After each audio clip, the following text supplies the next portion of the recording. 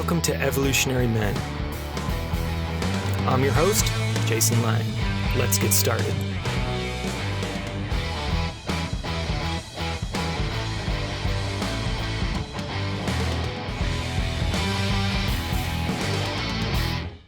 All right, and welcome back, guys. So I am super excited to be joined by my brother here, Michael Holt, who is the founder of the Savage and Saint Collective, an international brotherhood built on a tactical framework for integral masculine self-development.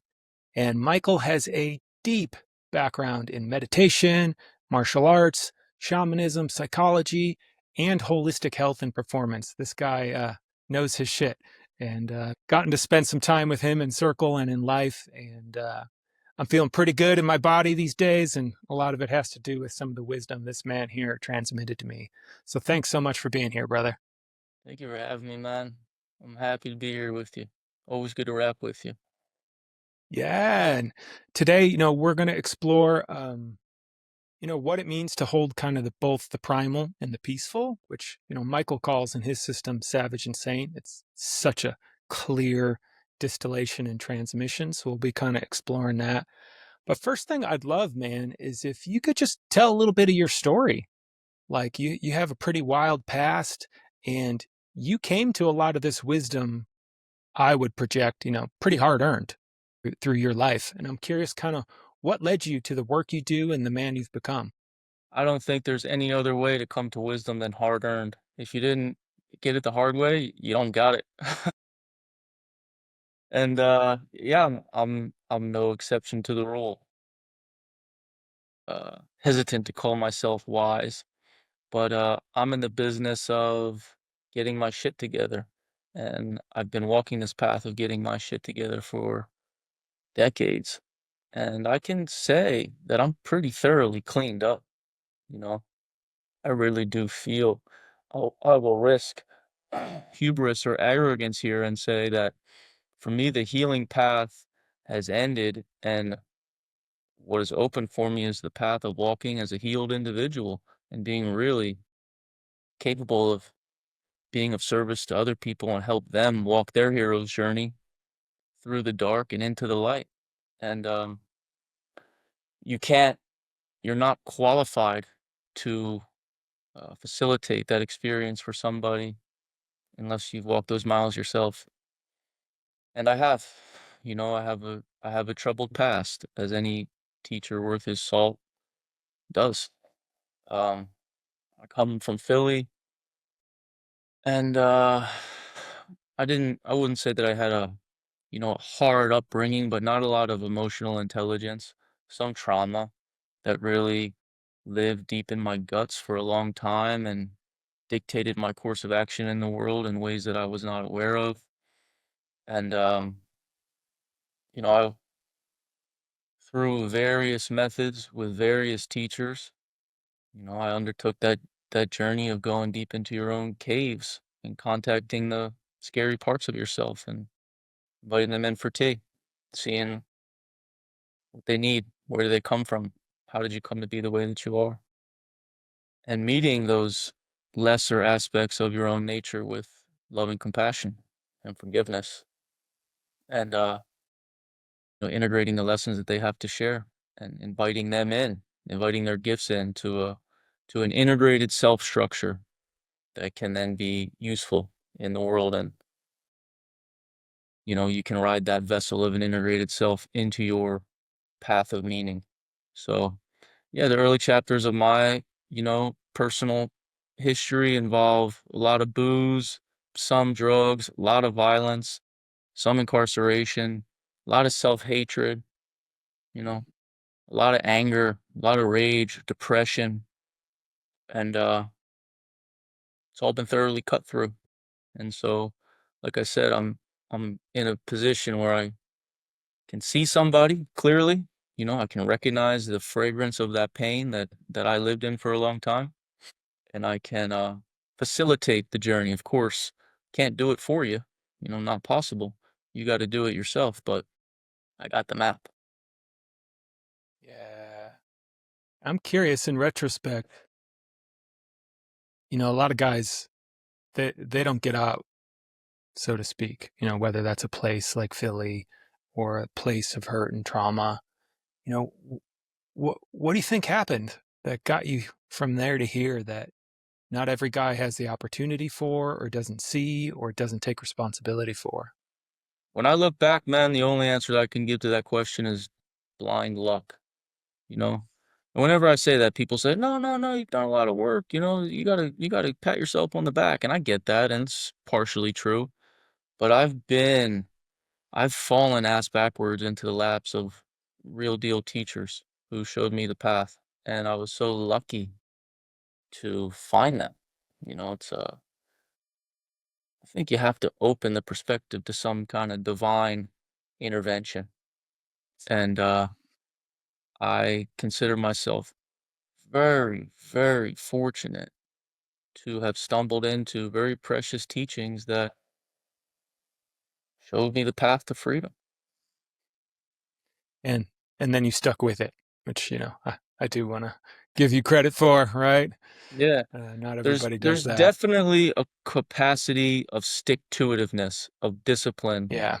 really relentless discipline, that at the outset of the path is uh, required. But as you stick to the path, the fruits of the practices begin to blossom, and the journey to keep going becomes self-motivating and self-fulfilling. So it becomes quite effortless eventually. But at first, at Yeah. first, you really gotta bite down on your mouthpiece and fucking commit. And That's right. it's it in retrospect, it's way easier to walk this path than it is not to. But from a certain vantage point in the early stages, it's really, really hard. Yeah, totally. Fully agree. And so break down for us, some of the guys that listen to my show are not familiar with you. Break down the idea, the philosophy of the savage and the saint for us. Well, if you would have asked me maybe 10 years ago, I would have told you that, well, saint, the saint pole is about the cultivation of a positive affect, the cultivation of positive feeling states, the uh, contemplative path or the meditative path in service of all beings. And the savage path is about making yourself hard to kill, developing a formidable kind of body mind and cultivating a relentless discipline to charge forward into the scary parts of yourself and really force positive outcomes. But as my perspective deepens through the years, I really more and more see the savage within the saint. I often say, if you do have the good fortune of encountering a bodhisattva, you know, a, a, a being who authentically emanates joy from their spine, and who lives tirelessly to help liberate wounded individuals who are suffering, that's a savage, man. That is a savage. And so the saint harnesses this savage discipline to wrangle their own mind, to concentrate their own mind, to rest fully into the ground of being, and then incline their thoughts and behaviors in a positive direction. So the foundation of any saint is a savage. And so you really have to start by building that foundation of relentlessness.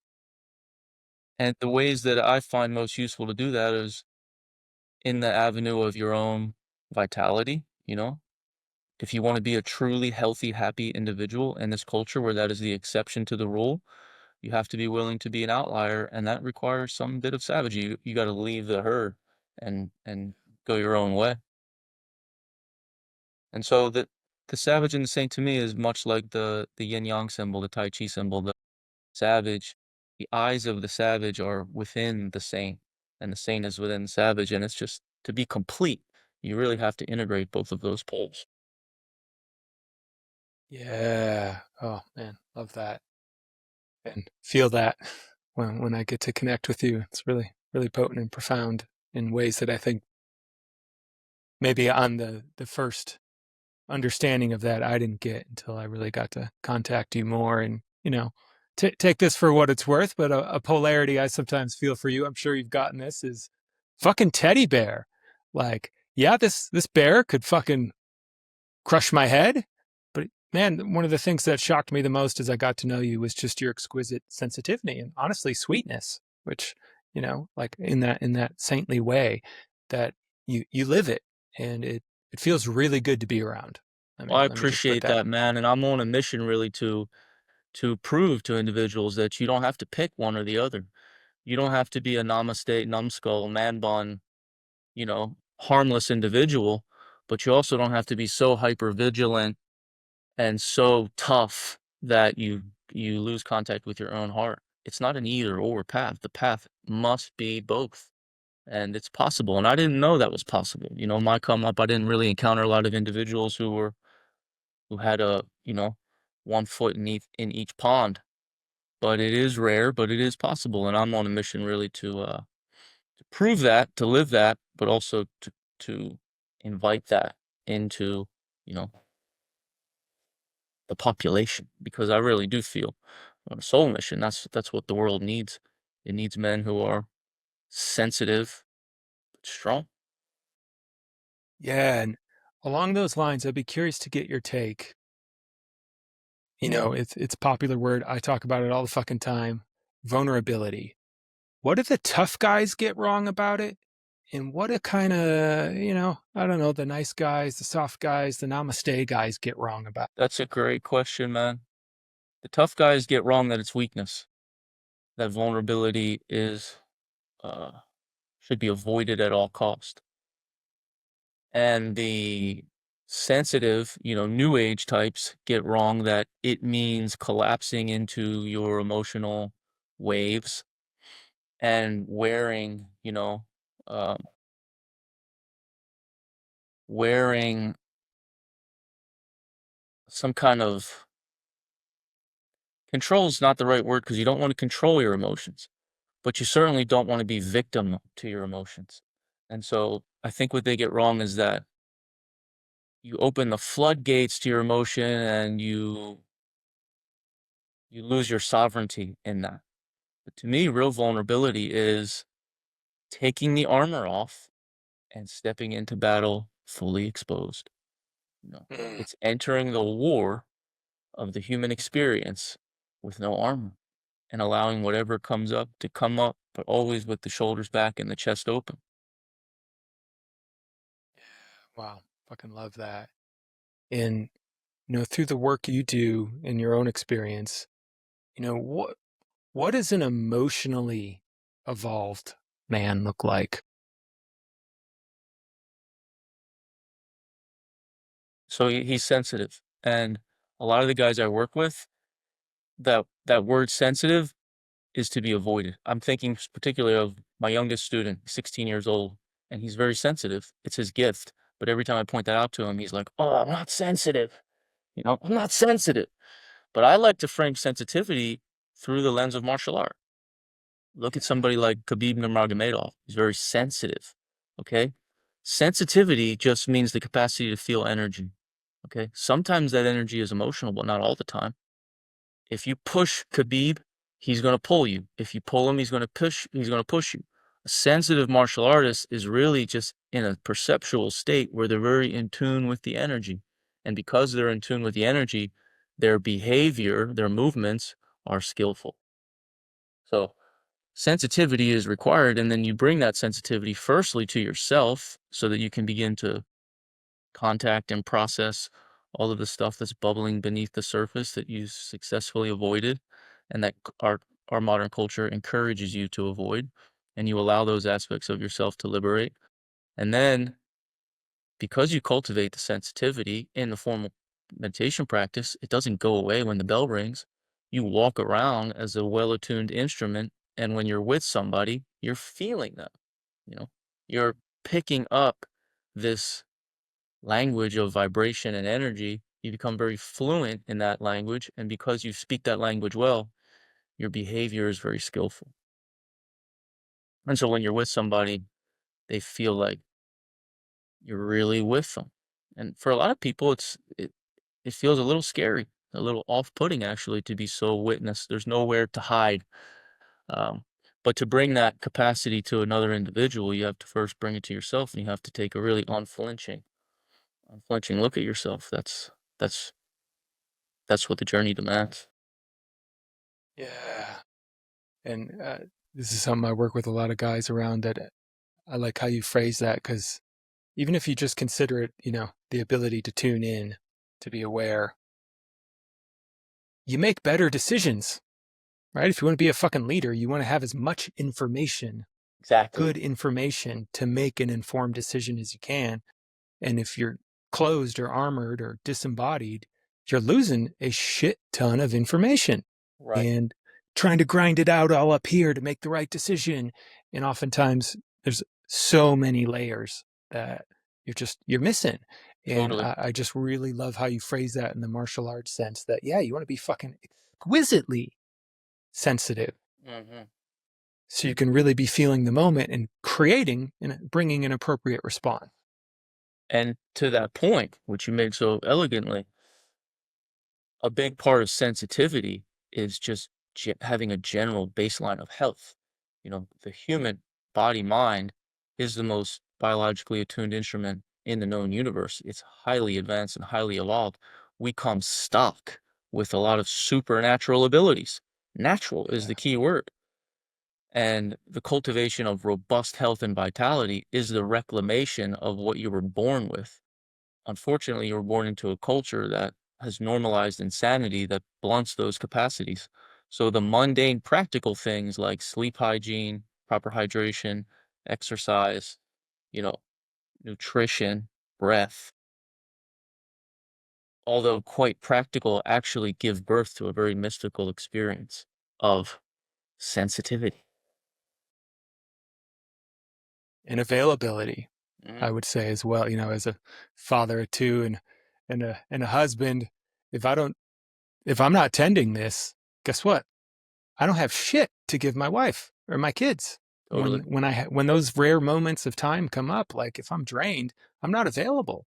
And it's one of the things I did one of your programs a couple years ago that I really appreciated that we live in a, I don't know, Instagrammy, hot, sexy, life hack, ayahuasca weekend kind of culture. And like, it's not that you were teaching basic stuff, but foundational stuff that as I've, turned more towards it and honestly work with clients around it, it's not the shit that most people get excited about because it's not like super sexy, Hmm. but it's where the movement often really happens in terms of for me, like literally, what does it feel like to be in my body moment to moment, Totally. right? If it's depleted, if it's in tension, if it's under resourced, if it's ruminating, it's not particularly pleasant. And those things you just listed, as I don't have it ironed out perfectly, but as I put attention on them, yeah, my overall well being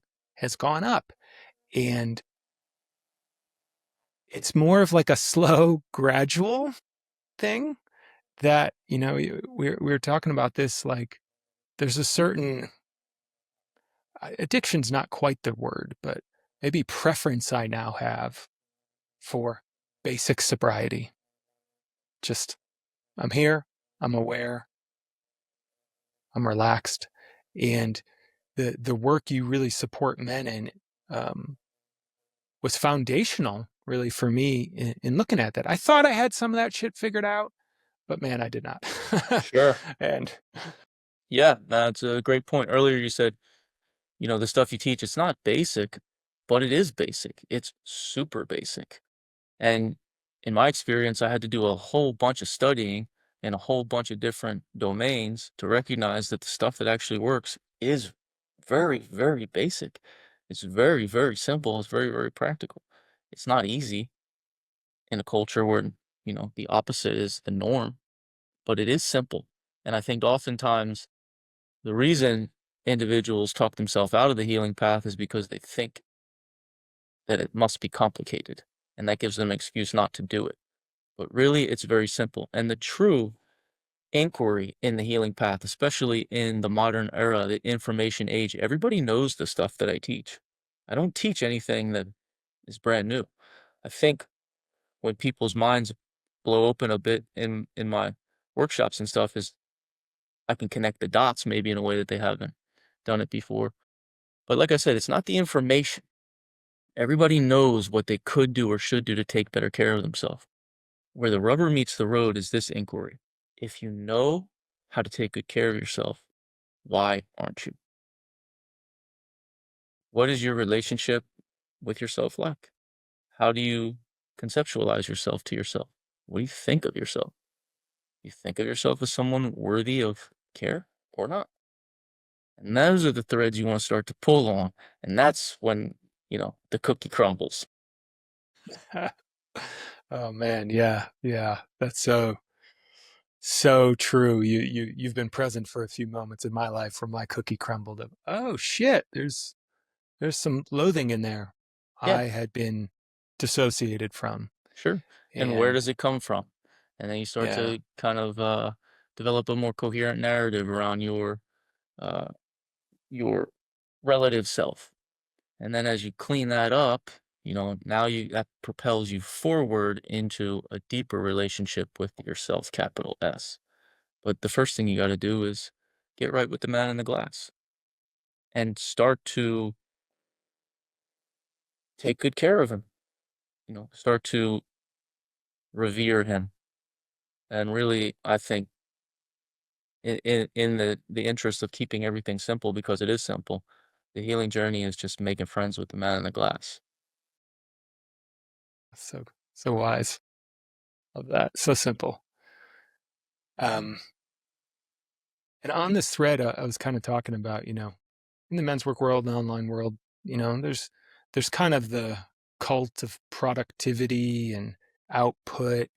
And we live in a pretty, I don't know, I would say grind oriented culture of just more, more, more, more. And within your framework and a lot of the work you transmit, you do focus a lot on like self leadership and discipline.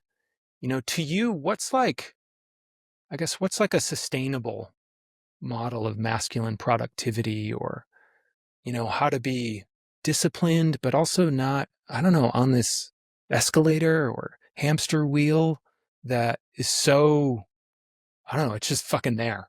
Sure. Well, I think the pitfall of productivity is a lot of it is tied up with self-worth. So there's this unexamined notion that if I produce enough, if I'm becoming successful enough, if I jump through enough hoops, I will eventually encounter a finish line where I can accept myself. I will have earned my own positive regard. And as that finish line never actually comes. It's always on to the next thing, on to the next thing. In my private practice, I work with a lot of very high performing individuals who, have more money than a man could spend, who are at the top of their respective field. But it's not ultimately fulfilling. And so a more wise perspective around productivity is to, and this is where I get buy-in with guys around emotional regulation. Because for me, the the prerequisites for lasting productivity, for um, boundless energy, is emotional regulation. It takes, you know, there's four ways we experience emotion. Attunement with another individual. You can really sit and be with somebody and get a feeling in your body for what they're feeling in their body. Or if you watch a movie and the actor's giving a great performance, it moves you, so you can feel emotion through someone else. You can generate emotion through your own thinking. Everyone, I always say, show of hands if you've ever thought your way into a really shitty feeling. We can do that. That's what we all do. And then there's the carried feelings that we inherit from our family system that are just kind of hidden in plain sight. They're so prevalent that they're really hard to even contact. And there's the residue of experiences that we've been through that come with an emotional tone that we haven't fully metabolized. And then there's the reaction to the conditions of the present moment. So where you want to focus is the carried feelings and the unresolved emotions that are living in your body, because those come with a huge energetic cost. To hold all of that stuff in and down beneath the surface of your awareness costs an enormous amount of energy. And as you can start to soften and relax and allow that stuff to begin to self-liberate, all of the energy that was tied up in holding it in and down is now free for you to be productive. But this flavor of production is tireless, effortless, and it's not like Sisyphus pushing the rock up the hill. It's just boundless. And I've seen it embodied, some of my teachers, elders, men in their middle 70s or older who are still publishing works, who are, working tirelessly around the clock, giving seminars, giving talks, and there's just this aliveness in their body. And I'm tasting it now. So there's there's productivity as a distraction against emotion, and then there's productivity as the inescapable consequence of liberating emotion. And that's the productivity that I'm working with, and that's what I'm encouraging people who step inside my circle to taste for themselves. That's such a beautiful frame and way to tie in, you know, so much of the emotional work I've got to experience and facilitated for men around shadow and the very real metabolic cost Yeah, that particularly once we hit middle age starts to catch up with guys, autoimmune disorders, back things, depression, exactly. fatigue, and they're like, I don't know why I don't want to really fucking live. It's well, there's all that stuff you haven't felt that's taking all of that energy to hold it in that you don't Hmm. realize. And then, Yeah. we And do it do a can little deep become work. sick, it can become chronic pain, sickness, Yep. disease. It's if it's a weight that you're carrying. So that's the way I'll frame it to get guys to buy into this difficult work of leaning into what they've successfully avoided for a long time. Because on the other side of liberating it is a new version of you who's put the boulders down, and now you can just take off. So skillful emotional regulation in my framework is a prerequisite for performance excellence. Boom. Right there, guys. Double click that, memorize it. Uh, yeah, it works too. And so another thing I wanted to get into was, right, I mean, you're a very accomplished martial artist, and yet you talk about, I think what might be a surprise to some guys is meditation as the pinnacle, like of warriorship. What do you kind of mean by that? Okay, so you're familiar with this concept that you have to be really living at your edge. If you're moving towards your edge, you're moving towards your growth, your evolution, your greatness. And so for a warrior, the greatest edge is not necessarily to persevere, to keep fighting. You got an arrow in your back, one in your heart, your neck's bleeding, but you're still swinging the sword. It's not easy, but it's aligned with who you are and how you want to be. Scarier than continuing to fight is surrendering, is giving up. But it's not I give up, it's give up I. To surrender this conceptualization of yourself as independently existing, stable, and apart from everything else. So meditation is the gradual surrender of that identity, not permanently. It's a useful organizing principle that you want to keep in moments, but in other moments, give it up, dissolve. And that's scary, but that's the cost of admission into the hall of the real warriors. So meditation is the surrender of all defenses against what needs to be seen, witnessed, felt, and the surrender of your identity. It's really death. The way of meditation is the practice of dying before death and then living as a free individual. So that in my conceptualization, in my framework, that's the pinnacle of warriorship. And try. you know, I've said this before. Um, Years ago, I was working in the gyms with clients 10 plus years ago, but I was really heavy into my meditation retreats, long retreat practice. And I would say to my peeps, I'm going to be away for 2 weeks. I'm going on a meditation retreat. They would say, "Oh, that sounds so nice. That's going to be great. I wish I could do that." And it's not nice. It's not great. It's fucking hard as fuck. It's removing all distractions and sitting into the moment and contacting reality as it is, not as you want it to be. That's not easy. That's warrior's work. And it's really, really hard, especially at first. Eventually, it opens up to a vantage point of liberation that everything pales in comparison to. But to get the ball rolling, you gotta be a warrior. Such a great anecdote because it's so fucking true. I'm like, oh my God, there's almost been nothing more challenging than just sitting still for 7 days straight, right? With nowhere to go, nothing to do. I'm like, yeah, was not relaxing at all in that sense. It's not like kicking Right. back on a beach. It was one of the most confronting things, I've experienced is sitting like that. Sure. But it does, as I'm sure you'll agree, open the door to a state of relaxation that is ineffable.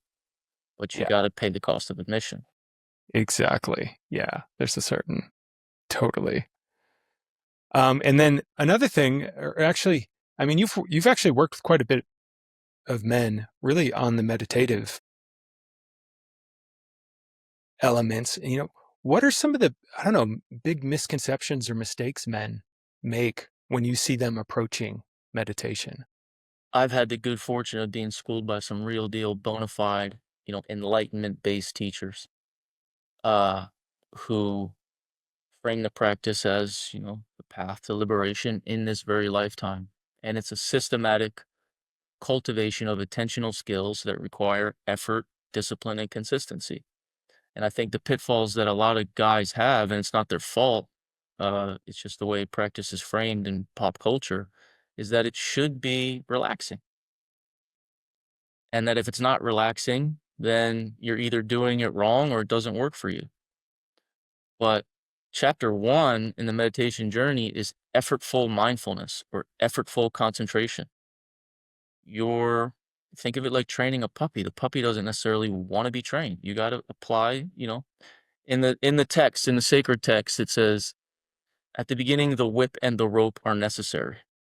So if you're going to tame the wild animal behind your eyes, you got to bring some savagery to it. Mhm. And you really got to go for it. And I've had guys come up to me after a retreat or after I've led a practice and they'd say, "Ah, I've never heard anybody say like to try harder." Like initially, your effort becomes a hindrance and you have to surrender effort. And then the concentration, the mindfulness becomes effortless, but only after you've gone too far to the point where you start to feel a little bit of agitation. But most guys, if not all guys, need to start with trying too hard. And then months, if not years down the line, then start to ease up. But at first, it should be, you know, it's like I got beef with so-called meditation teachers.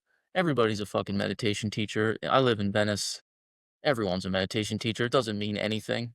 Um, but just because you say in a breathy voice, and now just relax and press your awareness outside your body and feel the emptiness. Yeah, just because you say it in a breathy voice doesn't mean anyone can actually do it. And because they can't do it, they're thinking, well, I must not be doing this right. It would be like me bringing someone into the gym and saying, put 225 pounds on the bar and press it over your head. Just because I say it in a sexy, breathy voice doesn't mean they can do it, but you can give someone the progression to be able to do that if they develop the requisite skills and the attributes required. And so that's what meditation is. It's not relaxing. It's not supernatural. It's not even special. It's the training of attentional skills. And over the course of time, those attentional skills coalesce into a vantage point, a perspective that is very liberating. and it becomes the perspective that you view your occurring world through. And your behavior becomes more skillful, your daily life becomes more aligned with your values. Everything starts to clarify, but it begins with hard work. And that's, I think, the number one misconception is that motherfuckers don't try hard enough. That's so true. I think that just helped me understand kind of, I don't know, the maybe where some of the breakdown is with kind of the Oprah stress reduction kind of Yeah, popularization of sure, meditation, which is very different from what you're talking about. sure. And I think that's the one that's kind of sexier to sell on the magazine cover. And count your breath for 5 minutes, and all your stress levels and hormones will be balanced. But what you're talking about is, uh, I think it has a much deeper gift to Definitely. it when you can tame that beast. Yeah, and there's a place and a time for mindfulness-based stress reduction and learning how to calm down, and it's all useful. But remember, we're talking about warrior work, and this is the path of liberation. This is a tradition that has been passed heart to heart, mind to mind for thousands of years to become absolutely free. And if that's what you're going for, then you really got to go for it. 5 minutes of half-ass practice a day, it might alleviate some of your issues, but it's like using a machete to butter your bread. You can do it, but that's not what a machete's built for, man. It's built to cut. That's great. Uh, awesome. And then another thing I've really, I think is just one of the amazing, I don't know, vibrations I feel from you and that you're putting out is that, how do you say it? Like health is rebellion Yeah. in a soft world. Can you describe what you mean by that? Well, we're on the tail end of the woke movement and everyone wants to protest and change these worldly structures and the battle of the sexes and these grandiose plans to bring about change in a new era. But I'm much more interested in the local revolution, you know? And the local revolution is the cultivation of vitality in a world that encourages depletion and decay, that encourages disconnection from your food and from your breath. The revolution is to stand and fight for freedom. And the best way you can do that is to cultivate a body mind that is fully alive.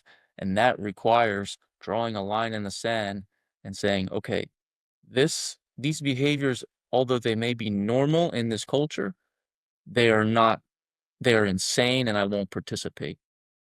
And you don't need to bring anyone else into that revolution. You just got to live it, really live it. And then what'll happen is you will be in a much greater you'll be much more effective in your larger revolution, in who you can inspire and the changes that you can make at a broader level. But if you're skipping the first step of getting your own self, optimal, alive, vital, healed, healthy, happy, whole, then whatever you do isn't really going to help any. And if the only thing you do is get your own shit together, that's enough. Yeah, that's actually a massive, often win for our entire lineage.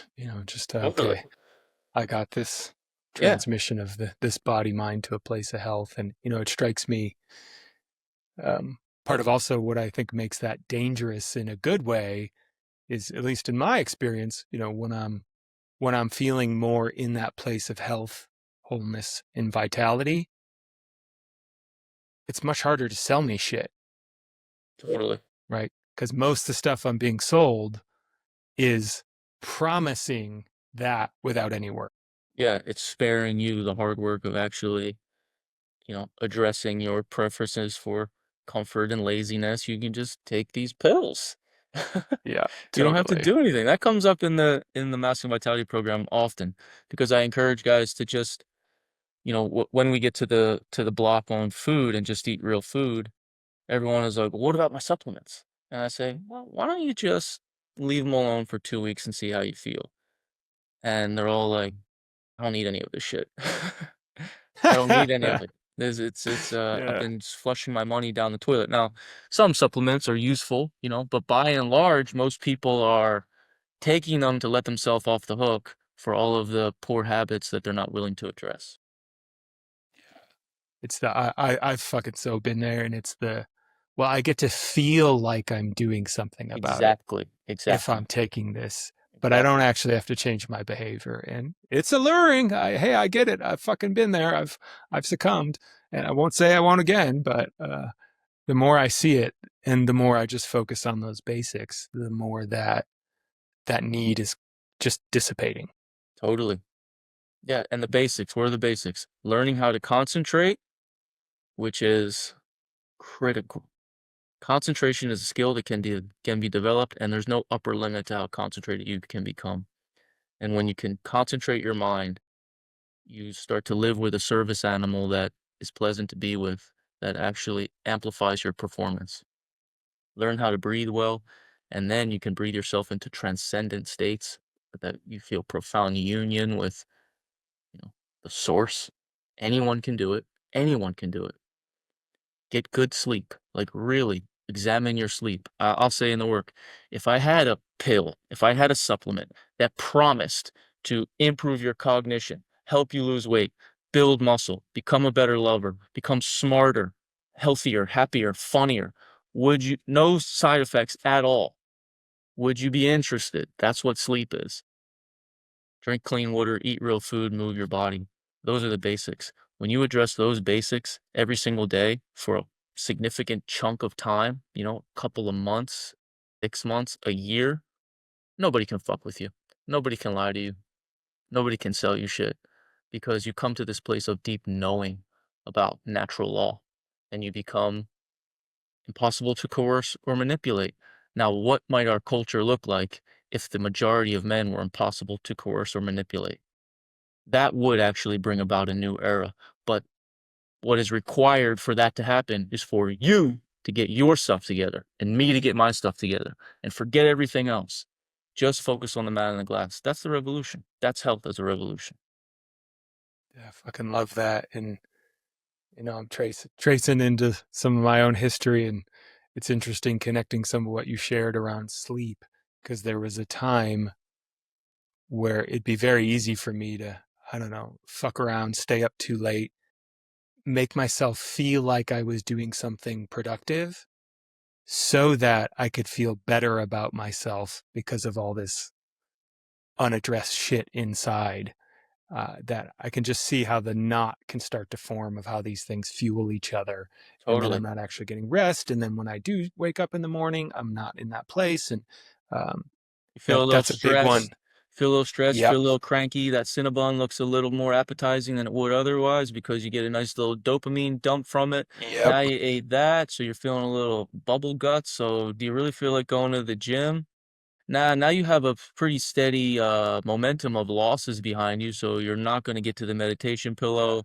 You're feeling pretty unfulfilled at night. It hurts actually to just sit there alone. So rather than do that, you're going to have your laptop on your chest and scroll YouTube videos instead of going to sleep. But the flip side of the coin is the positive momentum that you can start to build when you address these six things on the daily. So you start to live inside of a positive feedback loop. And these six things that I laid out, concentration, breath, sleep, hydration, nutrition, and movement, they don't exist in vacuums. They influence each other. So once you start really living in that vibration of vitality, it becomes something that you naturally want to protect and keep fueling. And the discipline that is required to get started eventually can just literally just like a snake sheds its skin and the discipline's no longer required. If somebody mirrors your day, they think, this guy's a fucking machine. He's a warrior. He must be running only on discipline. You say, what? Discipline? No, this is what I want to do. This feels amazing. That's allowing discipline to fall by the wayside and stepping into the path of harmony when the thing that you want to do and the thing that's best for you and your people are the same thing. And so it becomes quite effortless. Yeah, man, that's so true. I've hit that, a few times in my life. I feel like I'm in a run of that now. And I think how I've always phrased that I think matches it. It becomes easier to do the thing than to Totally. not do it. Right? It's Exactly. just like, oh, it's easier to keep working out. It's easier to keep eating healthy. It's easier to get to sleep because when I don't, I really fucking feel it now. Yeah. Right? And it feels so, there's just, it's fucking easier to just do it. And then it Right. self generates. And it is quite liberating. And not It certainly has easier. been. Good point. Not easier like I have to do this because if I keep doing this, then one day I'll be straight. It's its own immediate reward. Yeah, Good healthy meal exactly. becomes its as the body becomes more clean and clear and you become more attuned to your food and you can actually taste food and your vessel is cleansed. A good healthy meal is its own reward in the immediate. You're not doing this for some future moment. You're you're already here. Yeah, you're living it. Yeah. And kind of one last area I want to hit, I'd be curious about. Obviously, I've spent a little time with you, but what role, if any, has, male community had in your personal journey? And, how does it now inform what you're up to in Savage and Saint? Yeah, it's been one of the levers, I guess I'll call it, that really helped me get out of the muck, you know? And stepping into men's work for me years ago, 15 years ago, it made me want to jump out of my skin, man. To sit in a circle of guys who are talking about their emotional hardships, I'm sitting there thinking, these fucking guys are pussies and I'm a pussy for being here. And I hate this and I hate these people. But then, inevitably somebody says something to you. Uh, and they see part of you that you thought you had hidden. And or somebody shares something that you can relate to, but you would have never had the balls to actually admit. And it starts to occur to you or it starts to occur to me that my little prison of pain that I thought I alone was trapped within is a pretty universal experience. And there are individuals who can help me deal just by sitting in a circle together. And then you start to get your act together, and then you can help somebody else out. So the utility of men's work is liberation from the idea that you alone struggle with sex, with self-confidence, with your finances, with all of the things that we all struggle with. And getting support and giving support. Because helping somebody out, you don't have to wait until your shit is all squared away and you're perfect to help somebody out. Helping somebody else out is actually one of the best things you can do to help get your own stuff together. To set aside your own misery and pain and show up for somebody else. That's a baptism. And so that's some of the things that I gained from stepping into, a community. And now it's something that I foster because I see the profound benefits of transparent sharing. And in the Savage Saint Collective, we go deep. There's no topic off limits. You can bring anything. But we also fuck around and tell dick jokes and, have fun. And that's that's what it's about. And then there's the whole piece around accountability. So major. That's one of the foundational aspects of the Savage Saint Collective is you're gonna say what you have to do. You know what you gotta do. You're gonna tell us. And in 2 weeks, we're gonna get back on this call. We're gonna ask you if you fucking did it. And everybody says, I did it, but I didn't want to. And if I wasn't being held accountable, I wouldn't have done it. But then you start to get this forward momentum. And then the things that you needed to express to be held accountable for because you don't have the rocks to actually get it done at some point in the not so distant future, they just become something that you do. Doesn't really, and then, you can continue to level up. So support and accountability. Also, something that I'm huge on in the Seven Saint Collective. I'm really like trying to, sometimes it feels like pulling teeth with the guys. But I never want to be a part of any community where it's always just like unconditional loving acceptance, like the namaste stuff. I always describe there's the alpha entrepreneur bros, macho, how much money can you make? How much chicks can you fuck? That grosses me out. They're missing the point. And then the other extreme is the namaste man bun, you know, super soft kind of that grosses me out too. What I'm building is right in the middle. And so there's definitely support, unconditional support. But I'm always encouraging guys to call each other out on their bullshit because one of the things I failed to mention a moment ago when you asked, one of the biggest level ups that I've gotten in my foray into men's work is criticism. And I've gotten a lot of praise through the years, but I don't even really remember it, much of it. It just kind of rolls like water off a duck's back. But when somebody says something to me that kind of calls me out on something that I wasn't aware of, that is a profound gift. And actually, in my inner circle, I only allow people in who have the capacity to criticize me because that tells me two things about them right from jump. Number one, you're paying attention. You're actually observing me at a deep level. You're seeing me, you're noticing patterns. You're paying closer attention to me than I can pay attention to myself. Number two, you had the balls to say it. And those are the kind of people I want around me. So that's a good, solid criticism is something that's indispensable in men's work. Yeah, I think in my experience, as sometimes giving and oftentimes receiving, it's also, like you just said, it's what engenders the deepest trust in me. Like when a guy's, the spinach in the teeth kind of moment, like, hey, Sure. do you fucking see this? And you're Yeah. like, fuck, ouch, it hurts to see that. But hey, you fucking told me, and all these assholes all day didn't, Right. right? So now I'm going to be more inclined to listen to what you have to say.